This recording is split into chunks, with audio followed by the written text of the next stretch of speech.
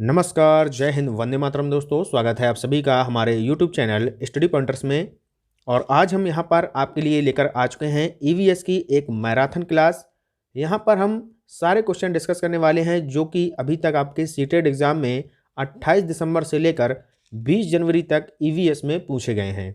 तो ईवीएस के यहाँ पर सारे क्वेश्चन कंप्लीट होने वाले हैं। जिन लोगों का पेपर यहाँ पर आने वाली शिफ्टों में होने वाला है तो उनके लिए यहाँ पर काफ़ी बेनिफिट होने वाला है उनको, तो वो लोग वीडियो को बहुत ही ध्यान से देखिएगा।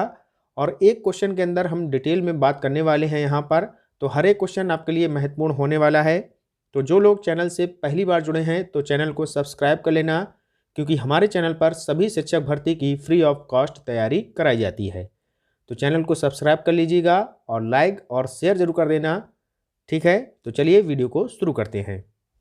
तो पहला क्वेश्चन आपके सामने यहाँ पर दिया है बच्चों कि हाथियों के विषय में नीचे दिए गए कथनों पर विचार कीजिए। तो यहाँ पर 4 कथन आपके सामने दिए गए हैं। पहला कथन दिया है कि हाथी बहुत कम आराम करते हैं और ये एक दिन में केवल 2 से 4 घंटे सोते हैं। तो बिल्कुल सही बात लिखी है।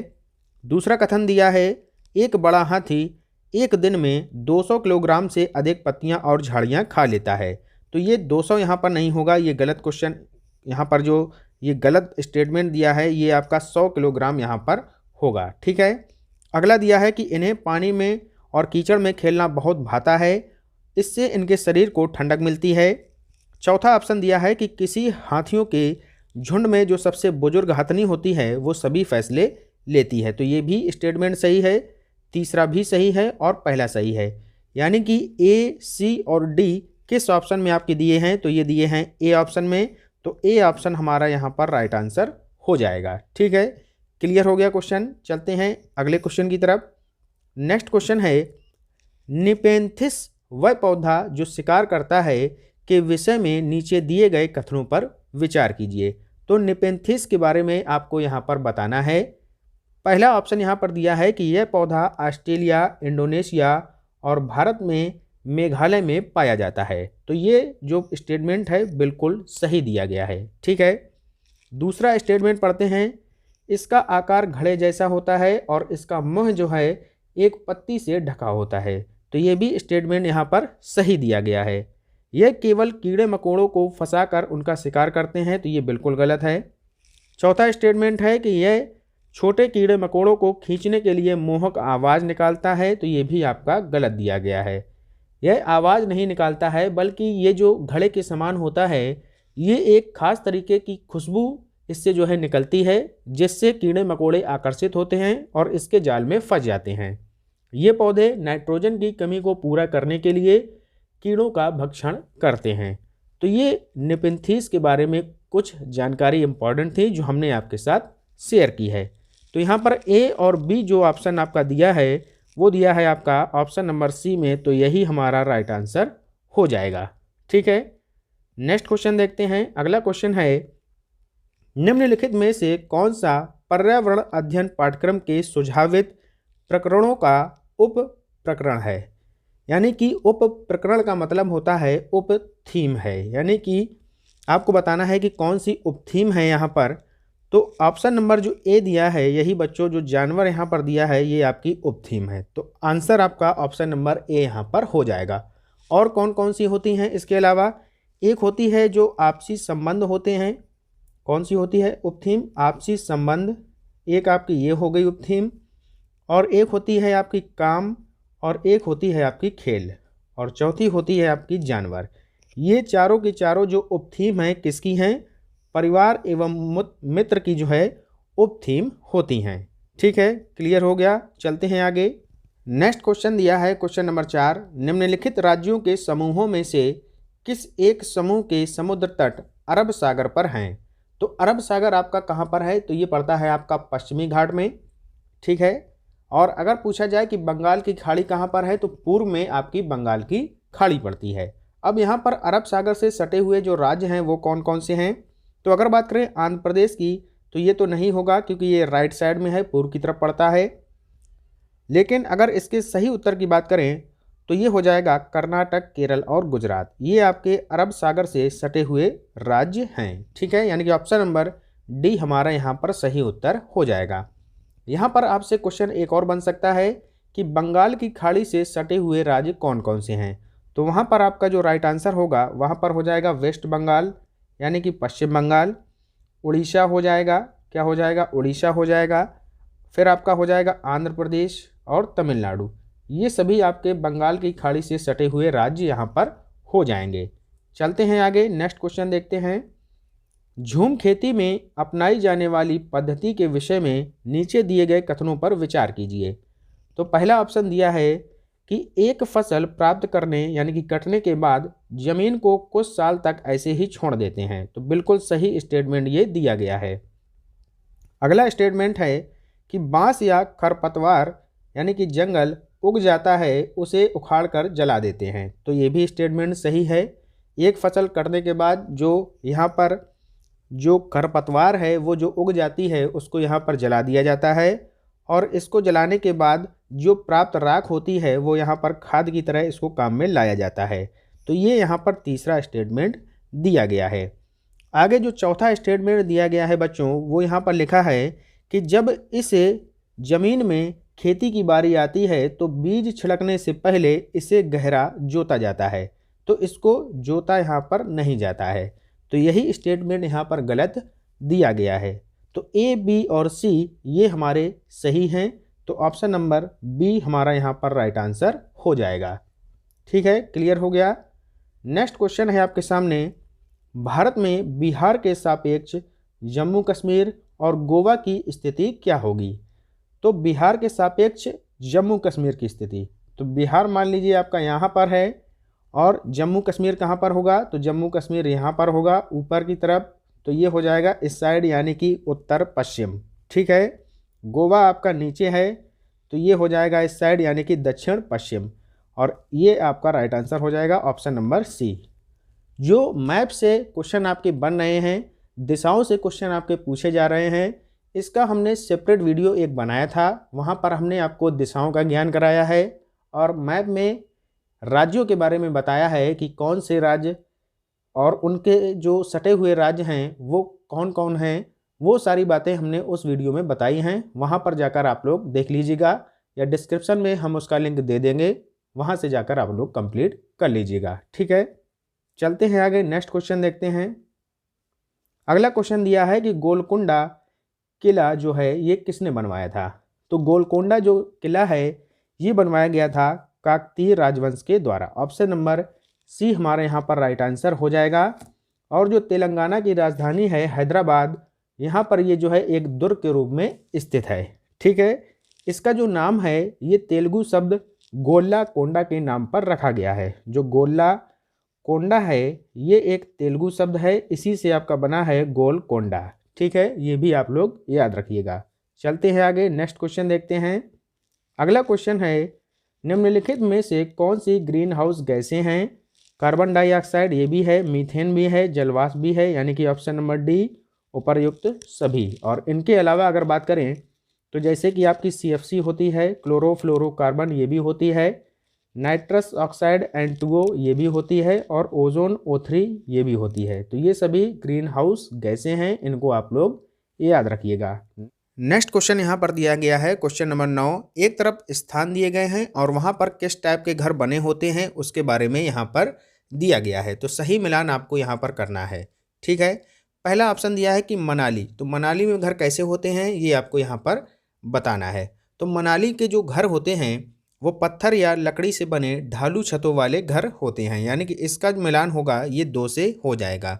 राजस्थान में जो घर होते हैं वो मिट्टी के घर बने होते हैं, जिनकी कटीली झाड़ियों से जो छतें हैं वो यहाँ पर ढकी होती हैं। तो इसका संबंध हो जाएगा ऑप्शन नंबर 4 से। ठीक है, तो पहले का हो गया दूसरे से, दूसरे का हो गया चौथे से। देखिएगा किस ऑप्शन में दिया गया है। तो यहाँ पर देखें तो ऑप्शन नंबर डी में हमें मिल रहा है ये दूसरा और चौथा यहाँ पर ए व बी में मिलान किया गया है।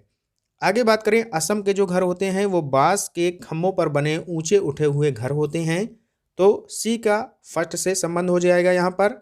और जो चौथा है लद्दाख, लद्दाख में जो घर बने होते हैं वो पत्थर के बने घर होते हैं, जिनकी फर्श और छतें लकड़ी की बनी होती हैं। तो डी का 5 से यहाँ पर हो जाएगा। तो इसलिए ऑप्शन नंबर डी हमारा यहाँ पर राइट आंसर हो जाएगा। आगे देखते हैं नेक्स्ट क्वेश्चन। निम्नलिखित में से कौन सा कथन सही नहीं है? तो सही जो नहीं है वो यहाँ पर हमें बताना है। यह भालू जैसा दिखता है परंतु भालू नहीं है, तो ये तो भैया सही दिया गया है।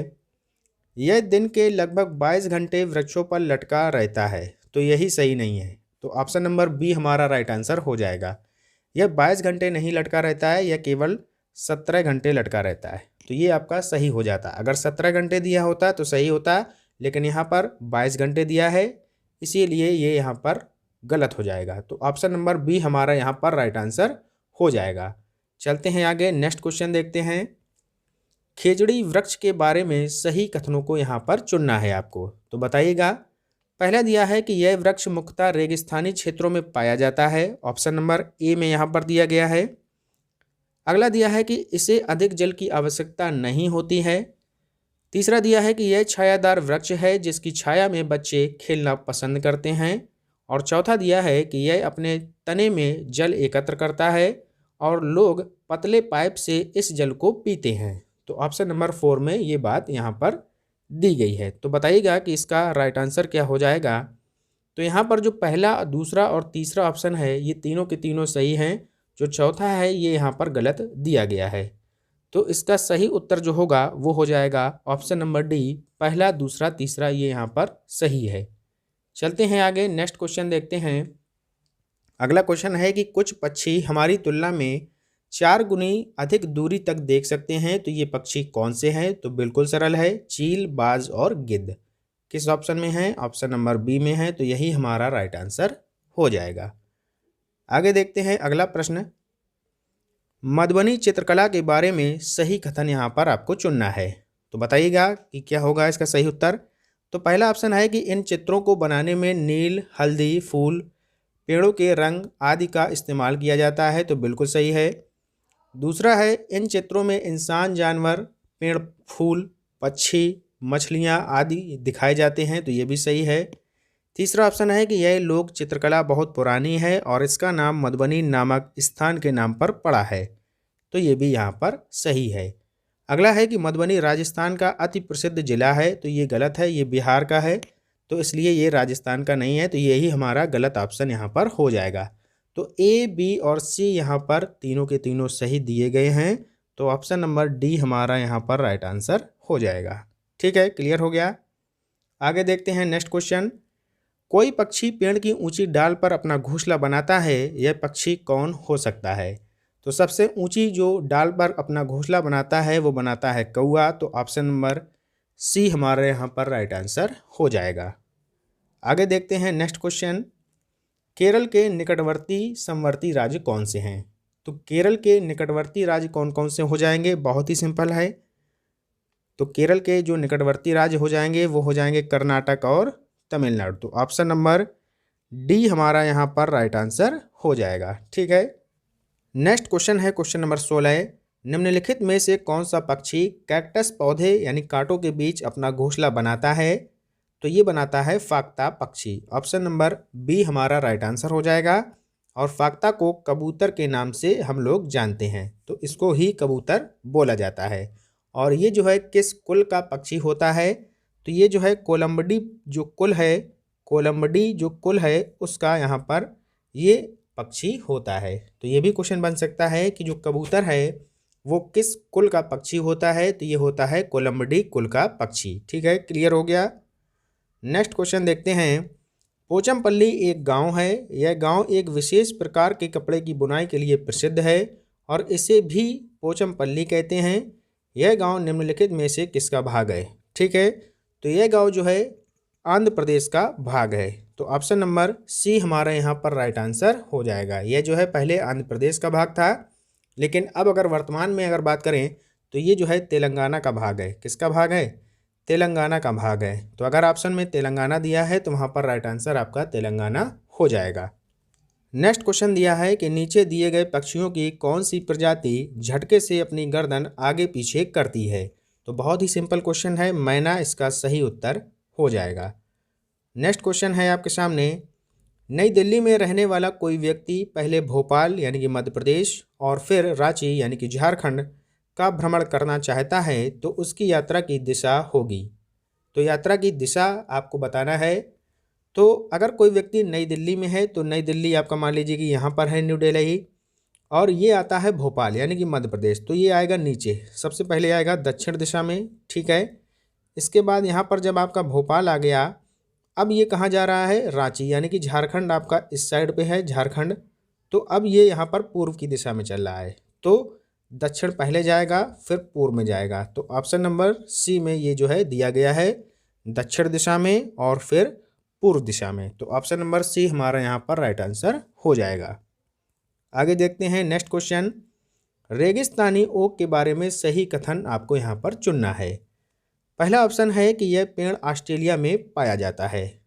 कहाँ पाया जाता है, ऑस्ट्रेलिया में पाया जाता है, बहुत ही सही ऑप्शन दिया गया है ये।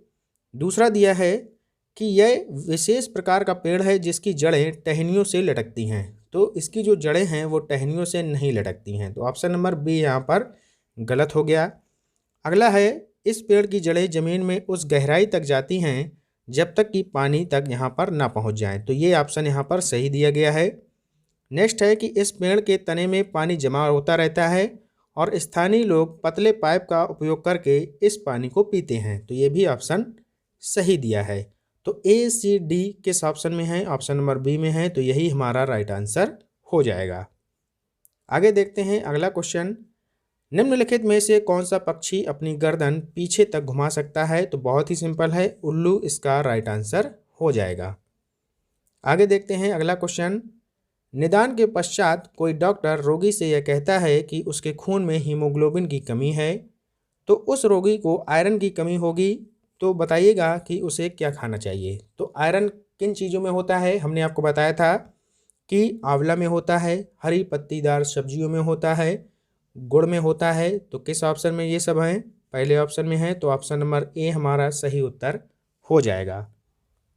नेक्स्ट क्वेश्चन दिया है कि भैंस की पीठ पर अक्सर बगुला पक्षी जो है बैठा दिखाई देता है, ऐसा इसलिए होता है क्योंकि जो बगुला है वो भैंस की पीठ पर क्या खाता है, भैंस की पीठ पर परजीवी कीट खाता है, तो ऑप्शन नंबर डी हमारा यहाँ पर राइट आंसर हो जाएगा। आगे देखते हैं नेक्स्ट क्वेश्चन। क्वथन यानी कि उबलना और वाष्पीकरण में अंतर क्या है। तो हमने आपको बताया था बच्चों कि जो क्वथन होता है ये 100 डिग्री पर होता है, यानी कि जो उबलता है ये तो 100 डिग्री पर होता है, लेकिन जो वाष्पीकरण होता है उसके लिए कोई भी यहाँ पर टेम्परेचर की आवश्यकता नहीं होती है, यानी कि वाष्पीकरण जो है वो किसी भी तापमान पर हो सकता है, जबकि क्वथन नहीं। तो ऑप्शन नंबर सी हमारा यहाँ पर राइट आंसर हो जाएगा। तो ऑप्शन नंबर सी सही उत्तर हो जाएगा। चलते हैं आगे, नेक्स्ट क्वेश्चन देखते हैं, क्वेश्चन नंबर 25। कोई व्यक्ति 2/1/2015 को मडगांव से नागरकोइल जाने के लिए रेलगाड़ी में बैठा। रेलगाड़ी आपकी 7:45 पर चलती है और ये जो है अगले दिन यानी कि 3 तारीख को यहाँ पर पहुँचाती है। कब पहुँचाती है, 4:45 पर पहुँचाती है। ये क्वेश्चन हमने आपको कराया था लेकिन फिर से करा देते हैं। तो टाइम आपका यहाँ पर क्या दिया गया है, यहाँ पर पूछा गया है कि इन दोनों स्टेशनों के बीच की दूरी जो है वो 1140 किलोमीटर है, तो रेलगाड़ी की औसत चाल क्या होगी। तो औसत चाल का जो फार्मूला होता है वो होता है कि कुल दूरी आपकी कितनी है, औसत चाल बराबर होता है आपका कुल दूरी बटे में लगा समय, ठीक है। तो ये होता है औसत चाल का फार्मूला। अब हमें दूरी तो पता है लेकिन समय निकालना है, तभी तो हम औसत चाल निकाल पाएंगे, ठीक है। तो अब 7:45 से 4:45 तक के बीच का जो समय है वो कितना हो जाएगा, 7:45 से हमें 4:45 माइनस कर देना होगा, तो यहाँ पर जब हम माइनस करेंगे तो 21 घंटे यहाँ पर सामने निकल कर आएगा, ठीक है। अब बात करते हैं, इसको हल कर लीजिएगा। 1140 किलोमीटर में 21 का जब हम भाग दे देंगे तो 54 दशमलव कुछ यहाँ पर राइट आंसर आपका आ जाएगा। तो 54 के समथिंग आएगा, तो 54 यहाँ पर सही उत्तर हो जाएगा। इसका डिटेल वीडियो हमने आपको बनाया था, एनालिसिस में इस क्वेश्चन को हम करा चुके हैं, इसलिए यहाँ पर हमने ज़्यादा टाइम इसको नहीं दिया है। चलते हैं आगे, नेक्स्ट क्वेश्चन देखते हैं।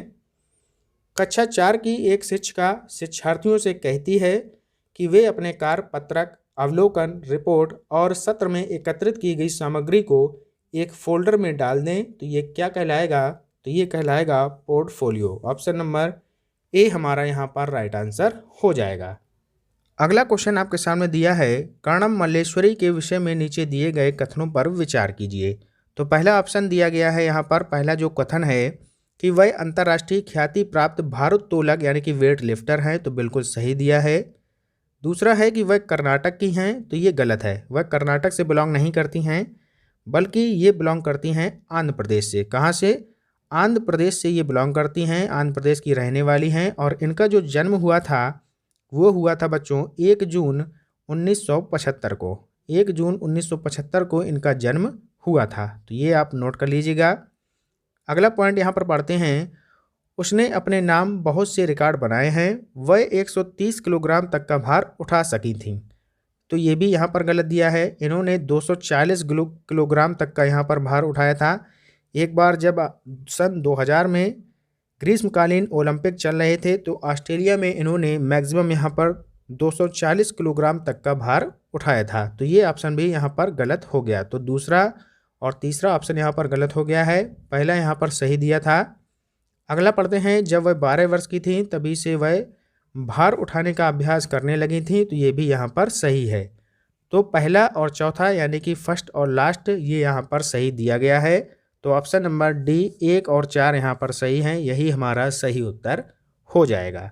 चलते हैं आगे, नेक्स्ट क्वेश्चन देखते हैं। नारियल डली हुई किसी भी करी के साथ उबला हुआ टैपियोका निम्नलिखित में से किस क्षेत्र का प्रिय भोजन है, तो ये आपको यहाँ पर बताना है। तो ये बच्चों जो है केरल का प्रिय भोजन है, ठीक है, तो केरल यहाँ पर सही उत्तर हो जाएगा। अगर गोवा की बात करें तो गोवा में क्या है प्रिय भोजन, तो यहाँ पर है नारियल के तेल में बनी समुद्री मछली। कश्मीर की बात करें तो यहाँ पर सरसों के तेल में जो बनी मछली होती है वो भोजन यहाँ का प्रिय है। हांगकांग की बात करें तो जो पका हुआ सांप होता है वो यहाँ पर प्रिय भोजन है, ठीक है। तो चारों आपके क्लियर हो गए। चलते हैं आगे, नेक्स्ट क्वेश्चन देखते हैं। अगला क्वेश्चन है, जब कोई सफेरा अपने वाद्ययंत्र यानी कि बीन को बजाता है तो सांप उसकी ध्वनि पर अपने सिर को इधर उधर घुमाता है। आपके विचार से सांप वाद्ययंत्र के प्रति अनुक्रिया कैसे कर रहा है? तो ये जो क्रिया करता है ये करता है, जो ध्वनि बजती है उससे जो कंपन उत्पन्न होता है उससे ये क्रिया करता है। तो यहाँ पर देख लीजिएगा, ऑप्शन नंबर बी में दिया है कि उस वाद्ययंत्र द्वारा उत्पन्न कंपनों के प्रति अनुक्रिया करके। तो ऑप्शन नंबर बी हमारा यहाँ पर राइट आंसर हो जाएगा। आगे देखते हैं नेक्स्ट क्वेश्चन। निम्नलिखित में से रोगों का वह समूह चुनिए जो मच्छरों से फैलता है। तो बताइए कि कौन से रोग जो है मच्छरों से फैलते हैं। तो डेंगू, मलेरिया और चिकनगुनिया जो हैं ये आपके मच्छरों से फैलते हैं। तो ऑप्शन नंबर सी हमारा यहाँ पर राइट आंसर हो जाएगा। अब बात कर लेते हैं डेंगू की। तो ये जो है एडीज एजिप्टी मच्छर के द्वारा फैलता है। अगर बात करें मलेरिया की तो मलेरिया जो है ये जो है प्रोटोजोआ परजीवी के द्वारा फैलता है। और अगर चिकनगुनिया की बात करें तो जो जोड़ों का दर्द होता है वो इससे यहाँ पर फैलता है, ठीक है। और जो लंबे समय तक जोड़ों का दर्द जिसमें बना रहता है तो वो फैलता है एडिस मच्छर के काटने के द्वारा, ठीक है। क्लियर हो गया। नेक्स्ट क्वेश्चन है क्वेश्चन नंबर 31, जैव विविधता दिवस कब मनाया जाता है? तो जैव विविधता दिवस जो है ये बच्चों मनाया जाता है 22 मई को। तो ऑप्शन नंबर सी हमारा यहाँ पर राइट आंसर हो जाएगा। अगर बात करें 22 मार्च की तो ये मनाया जाता है जल दिवस। इस दिन क्या मनाया जाता है? 22 मार्च को जल दिवस मनाया जाता है। 22 अप्रैल को पृथ्वी दिवस मनाया जाता है, ये भी आप लोग याद रखिएगा। और 21 जून को योग दिवस मनाया जाता है, ठीक है। तो ये चारों ऑप्शन आपके यहाँ पर क्लियर हो गए। चलते हैं आगे, नेक्स्ट क्वेश्चन देखते हैं। नीचे दिया गया कौन सा एक समूह जड़ों का है? तो ठीक है, बताइएगा कि जड़ों का समूह कौन सा है। तो जड़ों के अंतर्गत कौन कौन से आते हैं? एक तो आपका मूली आता है, ठीक है, गाजर आता है, चुकंदर आता है, शकरकंद आता है और शलजम आता है। तो यहाँ पर जो ऑप्शन नंबर आपका कौन सा बी दिया है, गाजर, चुकंदर, मूली, तो ये हो गया आपका जड़ों के अंदर। और इसमें और कौन कौन से ऐड कर लीजिएगा, शकरकंद हो गया, ये भी आपका हो जाएगा जड़, ठीक है। इसके बाद आपका जो शलजम हो गया ये भी आपका जड़ों के अंतर्गत आ जाएगा, ठीक है। अब अगर बात करें कि तना कौन कौन से होते हैं, तो तना अब हम बता दें आपको, तो तना में आ जाएगा आपका आलू, ठीक है, आलू हो गया। फिर हो जाएगा अदरक, ये भी तना हो गया। फिर हो जाएगा आपका हल्दी, ये भी आपका तना हो गया, और एक होता है जमीकंद, ठीक है। तो जमीकंद भी यहाँ पर तना के अंतर्गत आता है, तो ये आप लोग नोट कर लीजिएगा। चलते हैं आगे, नेक्स्ट देखते हैं अगला क्वेश्चन। कुडुख कहाँ के लोगों की भाषा है? तो बताइएगा कि कुडुख जो है वो कहाँ के लोगों की भाषा है? तो ये जो है झारखंड की भाषा है। किसकी भाषा है? झारखंड की। चलते हैं आगे, नेक्स्ट क्वेश्चन। अगला क्वेश्चन है कि निम्नलिखित में से कौन सी ईवीएस कक्षा में गतिविधि है या गतिविधियां हैं? तो चित्र खींचना ये भी एक गतिविधि है। फील्ड भ्रमण यानी कि बाहरी जो जीवन है उससे जोड़ना ये भी एक गतिविधि है। श्याम पट का प्रयोग तो ये भी एक गतिविधि के अंतर्गत आता है। तो उपर्युक्त सभी इसका राइट आंसर हो जाएगा। और अब चलते हैं आज के अंतिम क्वेश्चन की तरफ। यहाँ पर लिखा है कि तमिलनाडु के निकटवर्ती राज्य कौन कौन से हैं? तो इसके जो निकटवर्ती राज्य हो जाएंगे वो हो जाएंगे आंध्र प्रदेश, केरल और कर्नाटक, ठीक है। अब बात करें आंध्र प्रदेश की, तो यहाँ का जो नृत्य है वो फेमस है कुचिपुड़ी। कुचिपुड़ी नृत्य कहाँ का है? आपसे क्वेश्चन बनता है, तो ये पड़ता है आंध्र प्रदेश में। अगला बात करें केरल की, तो केरल में जो है ये है आपका मोहिनीअट्टम और कथकली। कौन सा? एक कथकली है, ये आपका है केरल से संबंधित, ठीक है। कर्नाटक की अगर बात करें तो कर्नाटक का जो यक्षगान है ये भी यहाँ का फेमस नृत्य है। केरल की अगर पूछा जाए कि शांत घाटी कहाँ पर है, तो केरल में पड़ती है। पेरियार वन्यजीव अभ्यारण्य कहाँ पर है, तो वो भी आपका केरल में पड़ता है। कथकली जो है ये भी आपका केरल से संबंधित है। अगर कथकली की जगह कथक दिया हो, क्या दिया हो? कथक, तो ये है आपका यूपी से, उत्तर प्रदेश, ठीक है। तो ये सारे क्वेश्चन आपके यहाँ पर बन सकते हैं, इनको आप लोग याद कर लीजिएगा। तो ये थे कुछ इंपॉर्टेंट क्वेश्चन जो अभी तक आपसे यहाँ पर ईवीएस में पूछे गए हैं, और आगे कौन कौन से क्वेश्चन आ सकते हैं तो वो भी हमने यहाँ पर इनको डिटेल में समझा दिया है। तो वीडियो आपको कैसा लगा ज़रूर हमें कमेंट बॉक्स में बताएं। मिलते हैं एक नए वीडियो के साथ, तब तक के लिए goodbye, have a nice day. जय हिंद, जय भारत।